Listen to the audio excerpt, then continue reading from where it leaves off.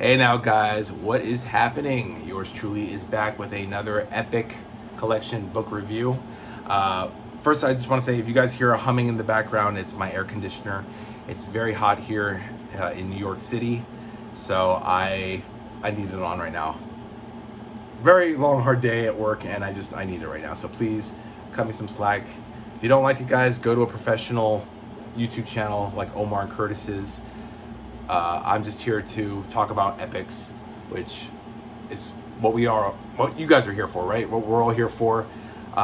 So sorry but not sorry guys. Please don't mind the humming. You can always dislike the video if you want to. Whatever guys, it's up to you. Anyway, let's talk about Captain America Volume 2 guys. That's what we're here for. Captain America Volume 2, covering 1967 to 1968. Let me put that right there guys. We have Stan Lee as the writer, and aided and abetted are his pencilers. Jack Kirby, Jim Steranko, and Gene Colan are the main guys. What is that? Okay, somebody's hitting me up with messages. I told you guys, this is not a professional channel. This is just me talking about epics. So anyway, so we have Stan Lee, Roy Thomas, and Marie Severin. Marie Severin did issues in this one. I don't remember seeing her name in the credits. Oh, probably the Not Brand Ech stories. Not Brand Ech. But she has credit here. Stan Lee, and we have Jack Kirby, Jim Steranko, Gene Colan, and check this out, guys. John Romita, Sr., not Jr., John Buscema, Tom Sutton, and Marie Severin. All right. Wow. I mean, the only person missing from these guys, as far as the pencilers go, is Neil Adams. If they had Neil Adams, this would have been like the awesomest book. But you got Steranko, Colan, Kirby, Romita, Buscema. Wow, guys. I mean, wow. And let me tell you guys, this is where things really kick off in Captain America. Talking about the coming of the Falcon, guys. Where do I begin? Guys, I gotta just like show you, man, I mean, Steranko, okay, no offense to King Kirby, Jack King Kirby, but he's not the king, okay? The king belongs to Steranko, and I'll tell you why, guys. Steranko, I can't even tell you guys. I had to show it to you because words fail me as to how brilliant this guy is. Let me see. First of all, his use of paneling, his use of like a cinematic format, but for comic books, is undeniable. I mean, Kirby is a great artist, a great penciler when he's paired with the right inker, which is Joe Sinnott. And he is, by the way, he's paired with Joe Sinnott quite often in this. Hold on, guys. I gotta show you an example of this. Okay, 274. Man, oh man. Steranko only did 3 issues in Captain America. 110, 111, 113. That's it. And you'd be well off, guys, just with those 3 issues and leave the rest in the dust. By that I just mean like Steranko's art is worth the price alone. Hold on. I don't have my glasses, guys. I'm blind as a bat and I don't want you guys to see me. Okay, get ready for this, guys. Words fail me as to how great Steranko is. Well, first of all, let's start off at the cover of 111. I'm talking about Captain America 111, right? And then right off the back, the very first page has these panels, right? These panels. All right, you know what? Hang on, I'm going to turn off. I feel like you guys aren't hearing me. The panels, okay? Look at this. You got Steranko's cover. You got Steranko doing the artwork, as well as just these panels. And I hope you guys can see with the lighting. I mean, just from the start, it's like an action movie, guys. It's like you're watching a Steve McQueen movie, or I don't know, like an action movie from the 60s and 70s. Steve McQueen, Clint Eastwood, whatever, Charles Bronson. I mean, at one point, you got nothing but stark black and white with color, but you get like, you know, a character's eyeball here. Oh my God, I got to show you guys the Madam Hydra. There's a panel in here that Steranko did where it's like you see her eyes, her lips, her hair, and it's like these little small panels combined here. Look at this. What is this? Yeah, Bucky is, he inhaled some gas. And so now he's on this psychedelic trip. And you see, like, I guess it's death. I don't know. And these eyeballs following him. And you read the descriptions, and it's like a psychedelic freak out. Hold on. Oh, my God. Look at this. This color. This is all Steranko, guys.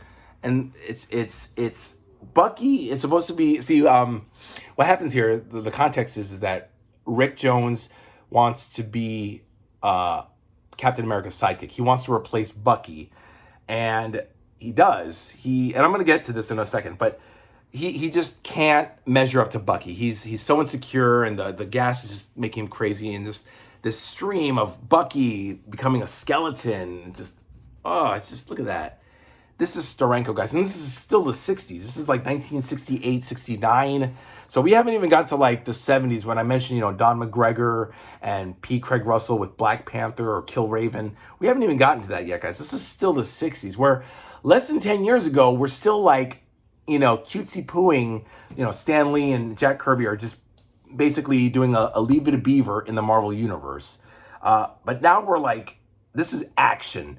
And man, Stan Lee's writing, I know some people, I'm talking to you, you know who I'm talking to, busted my balls for finally complimenting Stan Lee. Guys, this is such well-deserved praise for Stan Lee. I gotta, every now and then I kept going back to saying, like, did Stan Lee really write this? Or he must have had a ghostwriter, guys, because there's no way Stan Lee could have gone from Fantastic Four #1 and Avengers #1 and X-Men #1 and all these little, like, oh, shucks, gee, what are we going to do? Oh, foiled again, curses, I want to take over the world. To now it's like, I got to save Bucky. I got to save Sharon. I got to stop the Red Skull and explosions and psychedelic freakouts and, guys, literally, I was on the edge of my seat reading this. There's a lot of good stuff. You got, okay, so I read 100 to 109 yesterday and 110 to 119 today. I just read it all. I finished it. Started the book yesterday, ended it today. The whole book is just awesome. You got Tales of Suspense 97, 98, 99, and Captain America 100, which was like a 4-part story where Captain America teams up with Black Panther to take on Baron Zemo. It turns out it's not really Baron Zemo. It turns out to be his pilot. You'll have to read it, guys. But here's a good thing, too. They actually finally gave T'Challa and the Wakandans brown skin, guys. Not grayish purple, not that pallid purple, gray, whatever in Fantastic Four 52 and 53. No, this is like brown. The black people are actually black and brown. Yay, that's a good thing. That's progress. I mean, man, guys, the paneling, the artwork, everything, the writing is so much smarter now. I'm like, Stan Lee must have smoked a lot of marijuana, dropped acid, LSD or whatever, and finally said, you know what, heroes, this is not working. Writing Leave It to Beaver type shit and daytime soap opera stuff, it's not working. I gotta be out there. I gotta watch what's going on in the movies. Aha, Steve McQueen, Bullet. I love it. I'm gonna write that kind of stuff. And he does, guys. Like Captain, there's a high-speed chase. What is it? Oh, so at one point, Red Skull, I'm gonna spoil, guys, so if you don't like spoils, turn off the video now. Oh my God, this last storyline, it was like from 114 to 119, which closed out the book. Red Skull switches bodies with Captain America, and so now Cap is inside Red Skull's body, and he's on the run, and the police are after him, and he's on a high-speed chase. Guys, forgive me. Look at this car. Look at the design of the car, too. It's so fucking beautiful. It's like a real 60s car. Love it. I love the design. And this is, of course, I think Gene Colan, right? Gene Colan jumped on with 116. 116 through 119, he did the artwork. But my point is that 116, yeah, so this is Gene Colan. Gene Colan does automobiles so fucking magnificently. I love it. It looks like a fucking car, like not some little like shoebox that Kirby did back in the day. But I mean, at one point, oh, here it is. Yeah. I mean, check out this vista. I mean, it's very small, guys, but it's Cap is on the run from the cops. The cops are chasing him, and he's over here in this little car right there. But I don't know. It's just he's avoiding traffic here and swerving. And I mean, this could have been a movie, guys. This could have been a movie from the 60s. They could have gotten fucking Steve McQueen playing Captain America or whatever. Who could have played Bucky? I don't know. Patty Duke. Who could have played, I don't know. But man, look at this. Look at this. You got Red Skull. It's really Steve Rogers, though. He's trapped, and he's just focusing on getting to Sharon, right? No, I don't even know. I forgot, guys. I read this today, and I've already forgotten. At one point, the Avengers come in. They do a quick appearance to help him. Madam Hydra, who's Viper, actually. Viper makes her first appearance. And, oh, guys, I got to show you. Man, he fakes his death here. This storyline was so amazing. Even this, the 112 was a photo album issue, which just encapsulates everything. Cap has supposedly been shot and killed by Hydra agents. And so we just go through this whole thing. This is Jack Kirby's last issue of Captain America with Stan Lee on Captain America. He continued, of course, with Fantastic Four and not Spider-Man, but just Fantastic Four, and that was it. Look at this huge ass, let me pull back a little, this huge ass shot of Submariner. The whole splash page is just Submariner, and they're just recapping when he got Steve Rogers from the ice and threw him, and then he goes free. Look at this. This is all Kirby. This is why Kirby is the king, with help from Joe Sinnott, the inker. Anybody else who's paired as an inker with Jack Kirby is shit. They make Jack Kirby's pencils look like shit. But it's stuff like this is why Jack Kirby is the king. But I think Steranko is really the king. Steranko, Colin. I love that Gene Colan is in this. John Romita Sr. John Romita Sr. only did one issue. He did 114. And John Buscema only did 115. So they only did one issue each in this volume. I think later on, I think Sal Buscema, John's brother, becomes the penciler later on in the 70s. But just, guys, the colors, the use of the panels, the expressions on their faces. I mean, Kirby is at his best here. Again, Colin, Steranko. Man, like, Cap is like, I don't want to live at Avengers Mansion anymore. I'm leaving my identity. I'm leaving. At one point, he's like, I need a place to live, to call my own. And it can't be with the Avengers. So, like, the Avengers are just thinking to themselves, like, gee, Cap. Oh, actually, no, I'm sorry. This is actually when he dies. I'm doing it wrong. But not Bucky. Rick says to the Avengers, please call Nick Fury and let him know that Cap is dead. And they have this funeral here. Look at this, guys. This funeral right over here. I don't know if you guys can see that. I hope the lighting is good. A funeral. But meanwhile, fucking Hydra gasses them. Hydra ambushes the Avengers and Nick Fury with this gas, knocks them all out, and they prepare to bury them alive in coffins. Look at this fucking... I'm sorry for the bad language, guys. Not sorry, but, but look at this. This just one thing, this one panel of just art, and this picture of Madam Hydra, Viper. She's in black and white, but her lips are green. Her costume is green, but the rest in the panel is all black and white. And then, guys, this is issue 111. This is the end. This is why Steranko is the king, guys. He builds up this tension of Cap coming back to life. Sorry, another spoiler. Cap comes back to life. Turns out he used a dummy or whatever. Was it a dummy or an LMD? I forgot. But, man, Viper, Madam Hydra, realizes she failed, so she's going to die. She has to kill her. Or, no, she doesn't have to kill herself, but she's going to die anyway. So she has to face it like a woman. Not like a man, but like a woman. And imagine, guys, this is 1969, 68, 69. And so women are still kind of treated like second-class citizens. But this woman right here is like, I'm going to go out like a man. So she just ends up in this. She's in crosshairs right here. 1, 2, 3. She's not looking. She kind of notices and she looks. And then right when she gets into the chapel right here, which is all in black and white, guys, boom! She just blows up. course, we know that she'll come back, come back to life. But man, guys, have you ever seen this happen to a woman ever? Has this ever happened to a woman where she just bites the dust in such a horrible, heinous way by an assassin's bomb? And then this, guys, look at this 2-page spread. I mean, same issue, 111.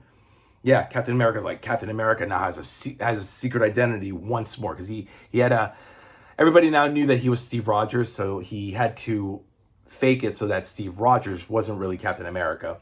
Guys, read the fucking book. Wow, I could go on and on with this, guys. This is an A+ book. A+, one of my favorite books, right up there with Doctor Strange Volume 3, right here, Volume 2. And we're just getting started, guys. There's like 20 volumes I have to read of Captain America out of 22 that have been released, or out of 22 possible volumes. This is absolutely magnificent work. Stan Lee, my hat's off to him. I wish he was still alive so I could ask him, what was it that clicked for him? What was it that changed for him to go from this milquetoast, goody two-shoes writer in 1961 through 1966, and then suddenly 67, 68 pops up? You know, was it the hippies? Was it revolution? Was it the Vietnam War? Was it smoking marijuana? What was it? How do you go from over here to over there? And I mean, guys, Stan Lee really goes like the distance. Stan Lee really, I mean, it's still like cute in a 60s way without it being stupid, you know, without it being inconsequential, without it being disposable. These are the words I've used for a lot of his work. So guys, for any of you guys who are Stan Lee fans, read Volume 1 and then read Volume 2 of Captain America, okay? And you'll see what I mean. Stan Lee did really good work. It's obvious he loves Captain America, and I just wish he had shown that same love with X-Men. Maybe if he had shown as much attention with X-Men, for X-Men as he did with Captain America or Spider-Man or Fantastic Four, then maybe the freaking book wouldn't have canceled after issue 66. I'm still really upset about that, guys. I should make a video about why was X-Men the lowest selling book? Why did they have to cancel it in 1970 and make it a reprint book? I hate it. I just hate it. I hate that. I hate the fact that 5 years... Okay, I'm getting off track here, guys. Who cares? Buy the book. Buy Captain America Volume 2. But yeah, I just wish they had shown love to X-Men, and I wish X-Men had been a big seller. That's all I want to say. I'm not going to get on a tangent on that, guys. But buy the book, guys. Unfortunately, this book came out in 2016, 8 years ago, and it has not seen a reprint since. I forget if it was Amazon or eBay, but I had to go on one of these sites to get it. No regrets at all, guys. You will thank me for it. Get it, guys. The Coming of the Falcon, Volume 2 is really awesome. Oh my God, I didn't even talk about the Falcon. I didn't even know that he met the Falcon, Jim Wilson, on an island, because the Red Skull, oh guys, there's so much to talk about. The Red Skull, what a bastard. And a beautiful bastard. I mean, wow, that with the Cosmic Cube, he has the Cosmic Cube, and he's fucking with Cap. My only one gripe is, why doesn't he just kill Cap? Why doesn't he just like wipe his hands and just say, you know what, you're dead, and just, you know. Oh God. But it was interesting how he meets Red Wing and Jim Wilson. I'm not gonna spoil it, guys. That'll be issue 117, 18 and 19, which is part of the Red Skull, from 114 to 119. 6 issues, guys. This storyline is big, it's epic, and how fitting that it belongs in an epic collection. But check it out, guys. That's Volume 2 of Captain America.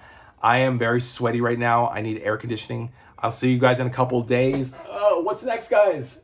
This is the next book. We're moving right along to Volume 3, guys. 400 pages, I believe it is. Bucky Reborn. We're moving right into the 70s, 1969 to 1971. We got Jim Wilson, the Falcon, now his partner. Oh yeah, and when Red Skull was inhabiting Cap's body, he basically told Bucky to go fuck himself. And so Bucky, it was so sad. It's such a beautiful moment where Bucky's crying and he's like, I'll never measure up to Bucky. I said Bucky. I'm sorry, I meant Rick Jones. Wow. Rick Jones is crying because he realized he'll never measure up to Bucky and be the sidekick that Captain America wants. Here's the problem with that. And I know I said I'm going to sign off, guys, but I gotta, here's the problem with Rick. You're not going to supplant Bucky from Captain America's memory by wearing Bucky's outfit. Okay? And I think he might have even called, I don't know, I had a Mandela effect thinking that he was calling himself Bucky. Rick was calling himself Bucky, but he didn't. He was Rick Jones. But why would you continuously wear Bucky's outfit?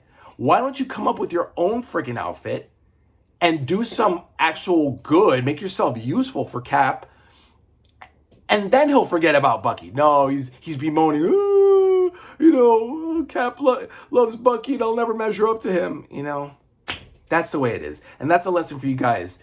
Don't ever imitate anybody. Make your own way, you know, make your own costume. Come up with your own code name. Come up with your own superpower. You know, whatever. You know what I mean. But don't ever imitate or try to, especially if someone's up here and you're down here. No, you've got to make your own way. You got to do your own style and your own panache, pizzazz, whatever. And that's how you stick out, you know? And of course, as we know, Rick, oh, and of course they intimate that Rick goes on to Captain Marvel. Captain Marvel 17 is mentioned. And of course, we know that he becomes part of that whole thing, Captain Marvel, and he's able to summon him with the Negabands and all that, yada, yada. All right, guys, that is it. I am so sorry. What time are we at? 21 minutes. Okay, not so bad. I hope you guys learned something from this. Please, please leave comments, guys. I want to talk more about this volume. You guys have to buy it. I'm so excited, right? I don't think I talked this much about Volume 1, because Volume 1 didn't stink. It didn't stink, but it just, it was disposable. This is more important. This just feels so much more alive, so much grittier. And I cannot wait to pick this up. Because I know we go to Harlem and there's a lot more black people in here with their big afros. And I think Layla Robbins, you know, the angry black girl who makes an appearance a lot, is like Jim Wilson's friend or girlfriend. I don't know. But she's very, very militant. Very, oh my goodness. So I can't wait. I can't wait to read this. So this is the next book, guys. Volume 3, Bucky Reborn. And we're talking about Bucky Reborn. Bucky's dead, okay? Rick couldn't supplant him. I'm sure Jim couldn't supplant him. The Falcon.